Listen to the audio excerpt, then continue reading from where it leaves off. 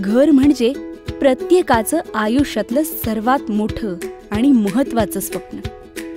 मुळातच या स्वप्नापासून आम्ही स्वतःही परिस्थितीमुळे वंचित राहिलेली माणसं. हेच स्वप्नातलं घर प्रत्येकाला कमी बजेटमध्ये आणि तेही सर्व सुखसोयींनी युक्त मिळावं म्हणून ही धडपड. आमची स्वप्न मोठी आहेत. आम्हाला द्यायची आहे 5 लाख कुटुंबांना हक्काची सावली.